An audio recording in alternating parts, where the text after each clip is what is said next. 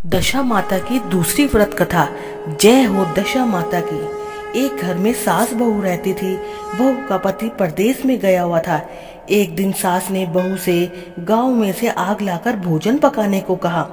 बहू गांव में आग लेने गई, पर किसी ने उसे आग नहीं दी और सभी ने कहा कि जब तक दशा माता की पूजा नहीं हो जाती तब तक आग नहीं मिलेगी। बेचारी बहू खाली हाथी घर लौट आती है। उसने अपनी सास को बताया कि गांव भर में आज दशा माता की पूजा है, इसलिए कोई आग नहीं दे रहा है। शाम हो जाने पर सास आग लेने गांव में गई तो स्त्री ने उसे आराम से बिठाया और कहा कि सुबह तुम्हारी बहू आग लेने आई थी, परंतु हमारे यहाँ पूजा नहीं हुई थी, इसलिए आग नहीं दे सकी। सास आग लेकर अपने घर पहुंची ही थी कि एक आदमी बछड़ा लिए आया और उसके पीछे एक गाय थी। स्त्री ने उससे पूछा कि यह गाय का पहला बच्चा है क्या? आदमी ने उत्तर दिया, हाँ। उसने पूछा कि बछड़ा है या बछिया? उसने जवाब में दिया कि बछड़ा है। सास ने घर जाकर बहू से कहा, आओ हम दोनों भी दशा माता का डोरा ले और व्रत करें।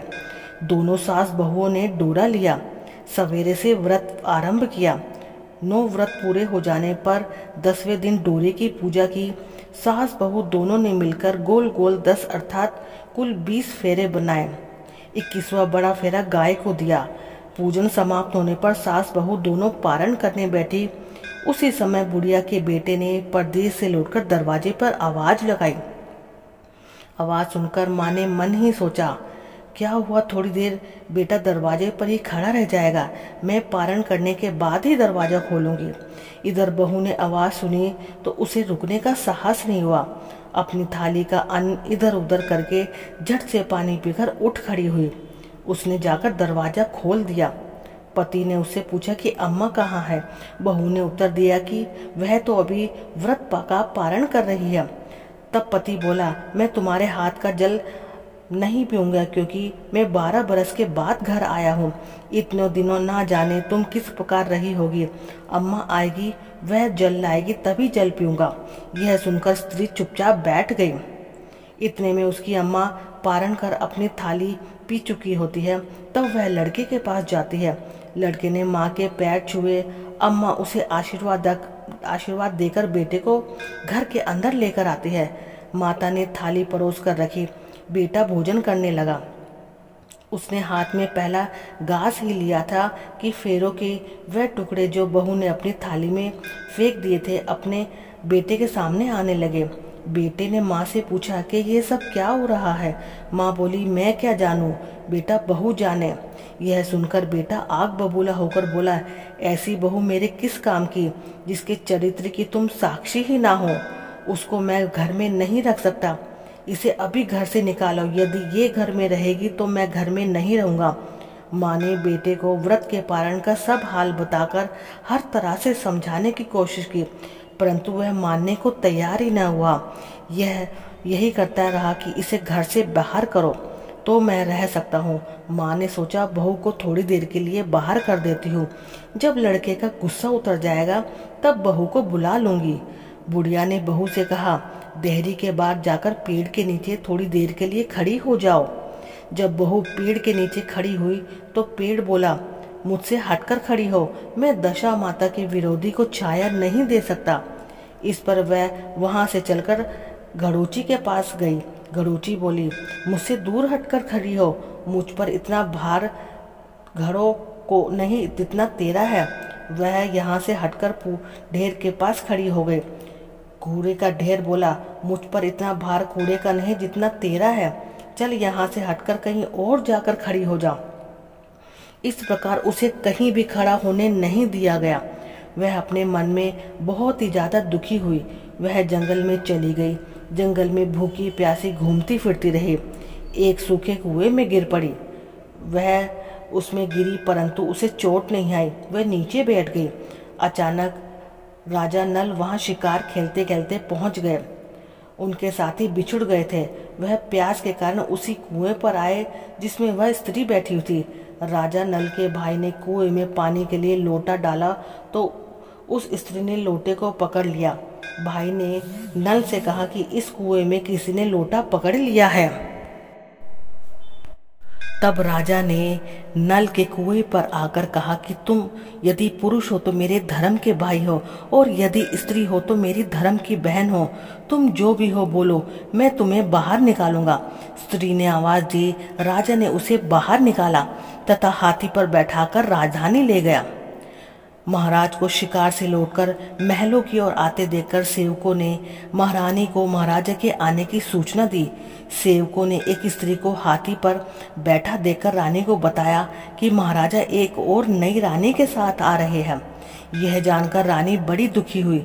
इतने में महाराज भी वहां आ पहुंचे। रानी ने हाथ जोड़कर विनती की, महाराज, मुझसे ऐसी क्या गलती हो गई जो मेरे रहते आपने दूसरा विवाह कर लिया।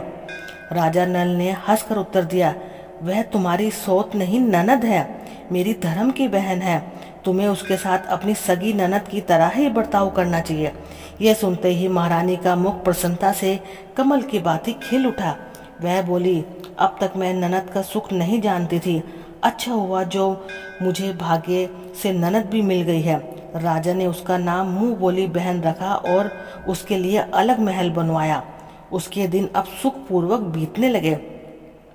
एक दिन राजा की घोड़ी का बच्चा हुआ तो राजमहल की स्त्रियां बधाई गीत गाने लगी। मुंह बोली बहन ने अपने दासियों से कहा, बाहर जाकर पता करो कि किस बात की बधाई गाई जा रही है। दासियों ने बताया कि महाराज की घोड़ी ने अच्छी घड़ी में एक उत्तम बछड़े को जन्म दिया है, उसकी बधाई गाई जा रही है। मुंह बोली बहन ने पूछा, क्या घोड़ी ने पहली बार जन्म दिया है? दासियों ने उत्तर दिया, हाँ। तब मुंह बोली बहन ने महारानी के पास जाकर कहा, आओ भाभी रानी, हम तुम दोनों दशा माता का डोरा ले। रानी ने पूछा, डोरा क्या चीज है, ये मुझे भी समझाओ। वह बोली, दशा माता के व्रत का यह नियम है कि पहल जब गाय या घोड़ी या स्त्री के प्रसव की खबर सुने तब डोरा लेकर व्रत आरंभ करना चाहिए। 9 व्रत करने के बाद 10वें दिन डोरे का पूजन करके विसर्जित करते हैं। इसी के साथ उसने पारण का नियम भी बताया। तब महारानी बोली, तुम्हारा व्रत तुमको फले। मैं पूरी और दूध की खीर खाने वाली रानी महारानी भला बन फराक गोले की पपड़ी खाकर कैसे रह सकती हो? ऐसा कहना खाए मेरा दुश्मन। वह बोली, भाभी मुझे जो चाहे कह लो, परंतु व्रत के संबंध में कुछ भी मत कहो। मैं इसी व्रत के उल्लंघन के कारण मारी मारी फिर रही हूँ। आपके देश में आ गई। महारानी ने उदासीनता के साथ कहा, मुझे क्या पड़ी है, तुम्हें जो अच्छा लगे वह करो, मैं मना तो नहीं कर रही। मुंह बोली बहन ने श्रद्धा पूर्वक डोरा लिया। 9 दिनों तक व्रत किया। 10वें दिन विधिवत पूजन किया, गोला फेरा बनाया और संध्या को पारण करने बैठी। उसी समय उसके पति को अचानक कुछ प्रेरणा सी हुई और वह अपनी माता से आज्ञा लेकर अपनी पत्नी को ढूंढने निकल गया। घूमता फिरता वह राजा नल की राजधानी के पास पहुंच गया और अपनी पत्नी का पता लगाने लगा। उसने एक कुएं पर कुछ औरतों को बातें करते देखा। एक कह रही थी कि राजा की मुंह बोली बहन बहुत ही सुंदर स्त्री है, आजकल उसी का किया हुआ सब कुछ होता है। दूसरी स्त्री बोली, वह सुंदर होने के साथ साथ धर्मात्मा भी है, जब से आए तभी से उसने सदाव्रत खोल रखा है, उसके दरवाजे से कोई भी व्यक्ति खाली हाथ नहीं लौटा है। तीसरी स्त्री बोली, वह जैसे धर्मात्मा वैसे सदाचारिणी भी है। चौथी स्त्री बोली, वह सदाचारिणी और सर्वप्रिय है, सारी प्रजा उससे खुश है। पांचवी स्त्री बोली, यह सब तो सही है, परंतु अब तक यह पता नहीं चला कि वह कौन है और कहाँ की रहने वाली है। उन औरतों की बात सुनकर वह साधु के वेश में राजा नल की मुंह बोली बहन के महल के द्वार पर जा पहुंचा। वहां उसने भिक्षा के लिए आवाज लगाई तो द्वारपाल उसे भिक्षा देने लगे। उसने द्वारपाल के हाथों से भिक्षा लेने से मना कर दिया और बोला, भिक्षा देने वाली स्वामिनी के हाथ से ही भिक्षा ग्रहण करूंगा, नहीं तो आप अपने रास्ते चलो। तब द्वारपाल ने उससे कहा, इस समय वह दशा माता का व्रत करके पारण कर रही है, पारण समाप्त होने के बाद ही वह तुमको भिक्षा देने आ सकती है, तब तक तुम्हें इंतजार करना होगा। वह चुपचाप बैठकर इंतजार करने लगा। पारण कर लेने के बाद वह मुट्ठी भर मोती लेकर आई, परंतु सामने अपने पति को पल्ला फैलाए देखकर वह मुस्कुराती हुई लौट आई। दोनों ने एक दूसरे को पहचान लिया। महारानी ने मुंह बोली ननद को मुस्कुराते देखकर कहा, जब से तुम आए हो आज तक मैंने मुस्कुराते नहीं देखा। आज इस साधु को देखकर हंसने का कोई खास कारण? मुंह बोली बहन ने उत्तर दिया, वह साधु हमारे घर का है। रानी ने पूछा, तब वह ऐसे क्यों आए हैं? उसने कहा, वह अभी मेरा पता लगाने आए हैं। महारानी ने राजा नल से कहा, तुम्हारी मुंह बोली बहन के घर के लोग आए हैं। राजा ने कहा, उनसे कह दो कि अभी यहाँ से घर जाकर वहाँ से हमारी हैसियत से आए, तब मैं बहन की विदाई करूँगा। राजा नल की मुंह बोली बहन का पति घर जाकर अपनी माँ से बोलता है, तुम्हारी बहू राजा नल के यहाँ उसकी बहन बनकर रह रही है। वह रोज सदा व्रत करती है और नियम धर्म से दिन बिता रही है। तब उसकी माता ने उसे आज्ञा दी कि बहू को लेकर आओ। वह डोली, पिनस, बाजे गाजे, कार आदि के साथ यथोचित सच धज कर राजा नल की राजधानी को चल देता है। राजा ने उसका यथोचित आदर सत्कार किया और कुछ दिन मेहमानी में रखकर विधि पूर्वक बहन की विदाई की। जब वह महल के बाहर निकलने लगी तो महल भी उसके पीछे पीछे चलने लगा। तब महारानी बोली, ननद जी तुम चली और मेरा महल भी ले चली, जरा पीछे मुड़कर तो देखती जाओ। जो ही उसने पीछे मुड़कर देखा तो राजा का संपूर्ण राजसी वैभव अचानक लुप्त हो गया। राजा की मुंह बोली बहन तो अपने पति के साथ आनंद से रहने लगी, परंतु राजा नल व रानी का हाल हो गया। वे दोनों कमरी कतरी ओढ़े फिरने लगे। उनके भोजनालय में पत्ते खड़खड़ाने लगे। राजा नल ने रानी से कहा, अब हमें यहाँ से कहीं दूसरे चला जाना चाहिए। रानी पतिव्रता स्त्री थी, उसने राजा की आज्ञा मान ली। चलते चलते वे दूर एक गांव के पास पहुंचे। वहां पर बेरी के पेड़ पर बेर लगे हुए थे। राजा रानी दोनों भूखे थे। उन्होंने बेरों को उठाया और बेर लोहे के हो गए। इस प्रकार राजा रानी जिस वस्तुओं को भी हाथ लगाते वे कंकड़ पत्थर में बदल जाती थी। इतने पर भी राजा रानी आगे बढ़ते रहे। रास्ते में उन्हें एक व्यापारी मिला। व्यापारी ने राजा रानी को पहचान लिया। उसने राजा रानी के भोजन के लिए सेर भर आटा दिया। वह आटा लेकर नदी के किनारे गए। उस नदी में मछुआरे मछलियां पकड़ रहे थे। मछुआरे ने राजा को 4 मछली दी। रानी ने मछलियां भूनकर रोटियां बना ली। राजा नल भोजन करने बैठे तो रोटियां ईंट में परिवर्तित हो गई और मछलियां उछलकर नदी में चली गई। वहां से चलकर राजा रानी अपनी मुंह बोली बहन के यहाँ गए। बहन को जब पता चला कि भाई भाभी आए हैं तो उसने सेवकों से पूछा, कैसे आए हैं? सेवकों ने कहा कि भिखारियों के हाल में आए हैं। यह सुनकर उसे बड़ी लज्जा हुई। उसने राजा रानी को एक कुम्हार के यहाँ ठहरा दिया। शाम को थाल सजाकर बहन स्वयं भाभी से मिलने गई। कुम्हार के घर उसने भाभी के सामने थाल रखा तो भाभी ने कहा कि इस थाल में जो कुछ भी है उसे कुम्हार के चक्के के नीचे रख दो और चली जाओ। ननद थाल का सामान चक्के के नीचे रखकर चली गई। थोड़ी देर में राजा ने आकर रानी से पूछा, कहो बहन आई थी, क्या लाई थी? रानी ने कहा, आई तो थी पर जो कुछ लाई थी मैंने उसे चक्के के नीचे रखवा दिया। राजा ने वहां देखा तो वह कंकड़ पत्थरों के सिवा कुछ भी नहीं था। राजा को समझते देर नहीं लगी। यह सब बुरी दशा के कारण हुआ। भला वह मेरे लिए कंकड़ पत्थर क्यों लाएगी? अब राजा रानी वहां से चलकर अपने मित्र के घर पहुंचे। मित्र को लोगों से पता चला कि उन्हें पूछा कि कैसे आना हुआ। उन्होंने उत्तर दिया कि भिखारियों के हाल में आए हैं। मित्र ने दुखी होकर बोला, कोई बात नहीं, जैसे आया है वैसे अच्छे आए हैं, आखिर मित्र है, उन्हें मेरे महल में ले आओ। मित्र ने उन दोनों का आदर सत्कार किया, स्वादिष्ट भोजन बनाया। एक कमरे में उनके लिए पलंग बिछवा दिया। उस कमरे में एक खूंटी पर नौलखा का हार टंगा हुआ था। आधी रात के समय राजा तो सो गए परंतु रानी जाग रही थी। रानी ने देखा कि हार वाली खूंटी के पास दीवार में एक मोर का चित्र बना हुआ है। मोर धीरे धीरे हार को निगल रहा था। रानी ने राजा को जगाकर यह सब दृश्य दिखाया। राजा ने सोचा, यहाँ से चुपचाप भाग जाना चाहिए, नहीं तो सवेरे चोरी का कलंक लगेगा। तब मित्र को क्या मुख दिखाएंगे? बेचारे राजा और रानी ने उठकर जंगल की तरफ चले गए। दोनों चलते चलते एक दूसरे राजा की राजधानी में पहुंच गए। वहां अतिथि और भिक्षुओं को सदाव्रत दिया जाता था। वे दोनों भी सदाव्रत लेने गए परंतु उस समय सदाव्रत बंद हो चुका था। वहां के अधिकारियों ने कहा, यह लोग ना जाने कहाँ के अभागे आए हैं कि इन्हें देने के लिए कुछ भी नहीं बचा, फिर भी इन्हें एक मुट्ठी चने दे देता हूँ। उन्होंने इस प्रकार से अनादर और कड़वी बातों सहित दान लेना अस्वीकार कर दिया। वे दानाध्यक्ष की निंदा करते हुए बोले कि ऐसी कंजूसी तो सदाव्रत देने का नाम ही क्यों करता है। दानाध्यक्ष बोला, यह तो बड़ा घमंडी भिक्षुक लगता है, भीख भी मांगता है और गाली भी देता है, इसको हवालात में डाल दो। इस प्रकार दोनों एक कोठरी में बंद कर दिए गए। एक एक मुट्ठी चने दोनों को खाने के लिए मिलने लगे।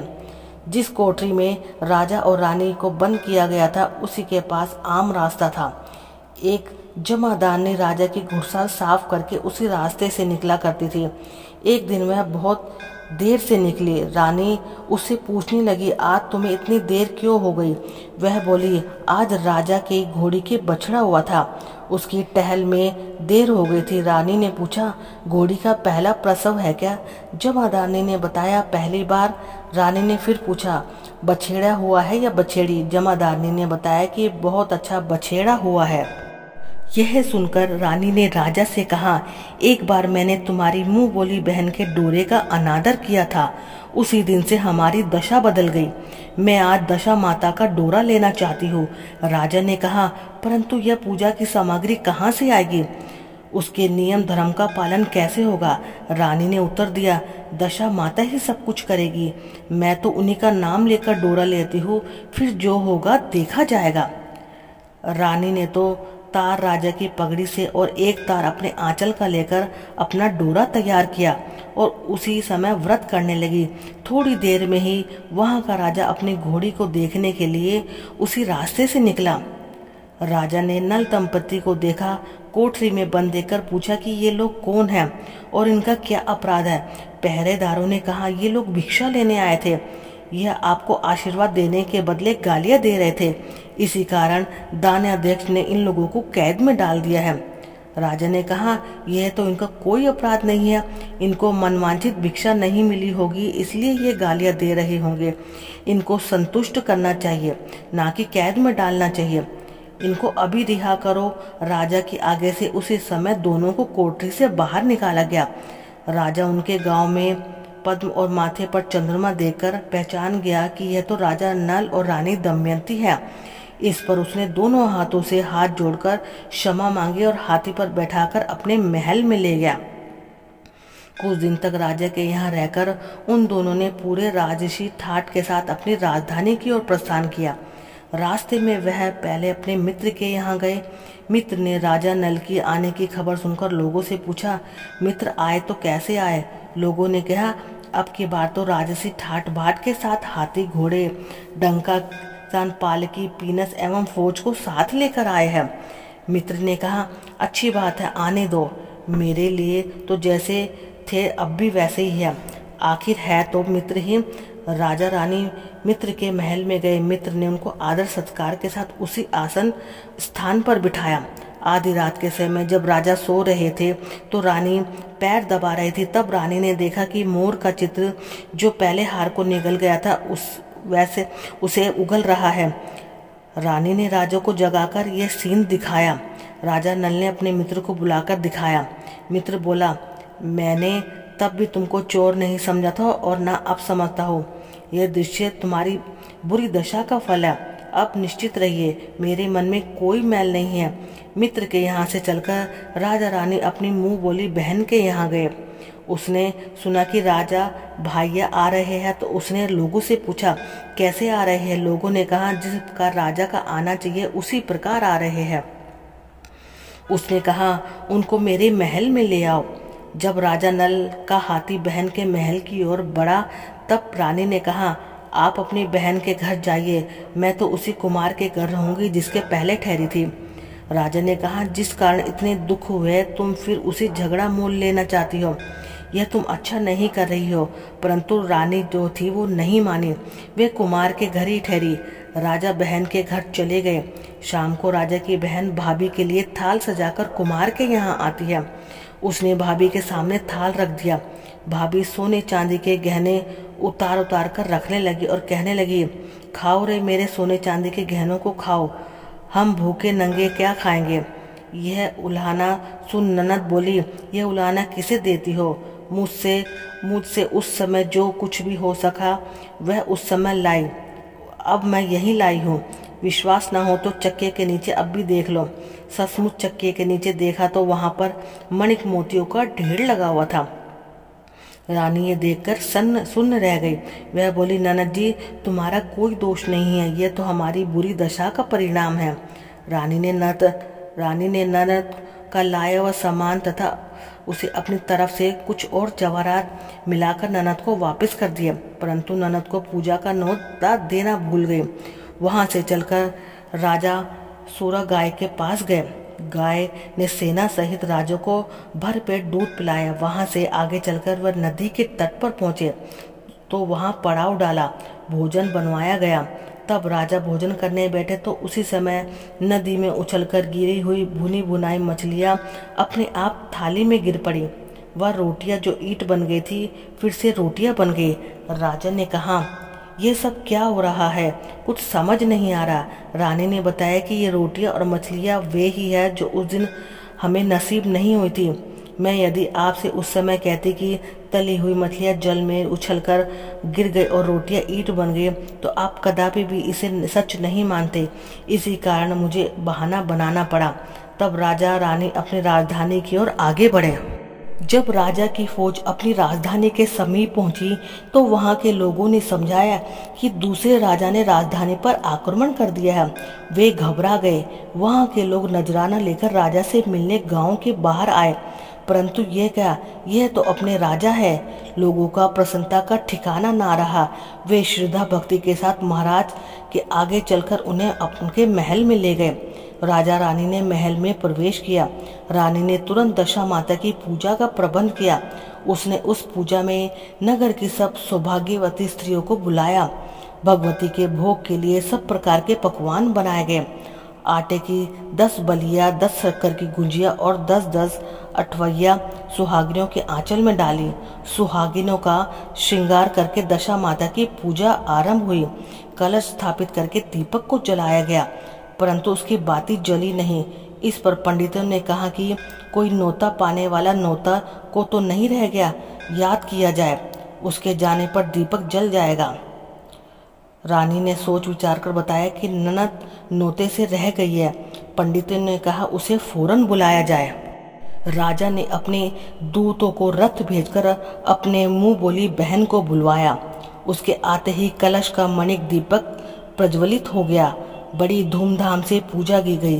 अंत में सुहागिनों को भोजन कराकर विदा किया गया। उसी समय राजा ने राज्य में आगे जारी किया, मेरी प्रजा के लोग दशा माता का व्रत करेंगे। भगवती माता ने जिस प्रकार राजा नल के दिन फेरे उसी प्रकार सबके दिन फेरे। तो दोस्तों, ये थी दशा माता की दूसरी कहानी। आशा करते हैं कि वीडियो में दी गई जानकारी आपको पसंद आई होगी। वीडियो पसंद आए तो वीडियो को प्लीज लाइक करें। चैनल पे नए हैं तो चैनल को सब्सक्राइब करें। ऐसे वीडियो के साथ आगे मिलेंगे। धन्यवाद।